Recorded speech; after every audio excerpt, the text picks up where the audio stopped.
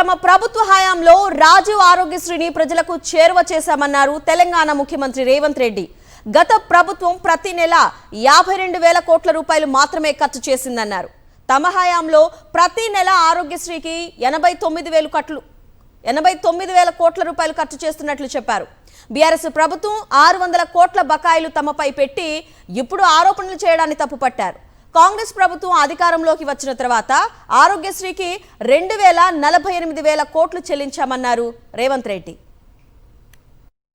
తెలంగాణ రాష్ట్రం వచ్చిన తర్వాత 2014 నుంచి డిసెంబర్ 6, 2023 వరకు ప్రతి నెల యావరేజ్గా గత ప్రభుత్వం ఖర్చు పెట్టింది 52 కోట్ల రూపాయలు రాజీవ్ ఆరోగ్యశ్రీలో.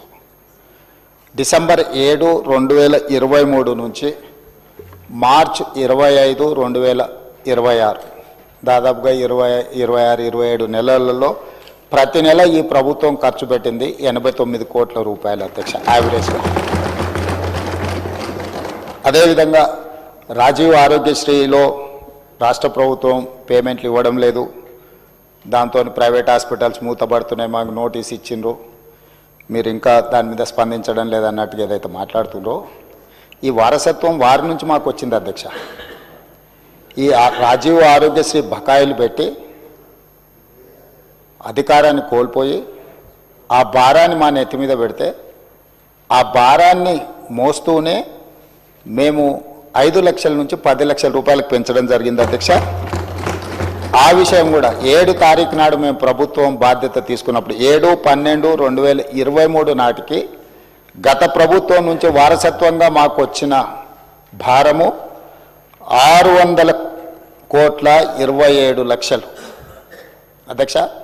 600,27,00,000 రూపాయల భారము గత ప్రభుత్వం నుంచి మాకు వారసత్వంగా రాజీవ్ ఆరోగ్యశ్రీలో భారం వచ్చింది అధ్యక్ష.